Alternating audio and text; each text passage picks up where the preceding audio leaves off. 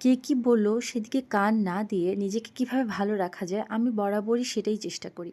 Hello everyone, আসসালামু আলাইকুম। আমি কথাস লাইফস্টাইল থেকে আজকে হঠাৎ করে পার্কে আবার বিকালে চলে গেলাম। তো একটু নৌকা চড়তে ইচ্ছে করছিল, বান্ধবীও জোর করলো, তাই বান্ধবীর কথাতেই নৌকায় উঠে পড়লাম। বান্ধবীকেও একটু সাথে বলছিলাম, বান্ধবী কি বলছিল আমাকে সেটা শুনে আমি হাসছিলাম। আহ, তো নৌকা চড়ে ওই পাড়ে চলে যাচ্ছিলাম। অনেক দিন আসলে ওই পাড়ে যাওয়া হয় না, তাই ভাবলাম একটু ওই পাড়ে যাই, দেখে আসি। তো আজকের এই ভিউটা এত সুন্দর লাগছিল, সেটা দেখতে দেখতে চলে আসলাম নদীর এই পাড়ে।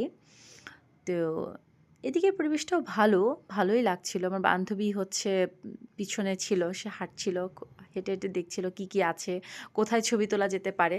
সেটা নিয়েই আমি হাসছিলাম এবং বলছিলাম যে তুই প্লেস খোঁজ আর আমি হচ্ছে ছবি তুলবো। তো সে হাঁটতে হাঁটতে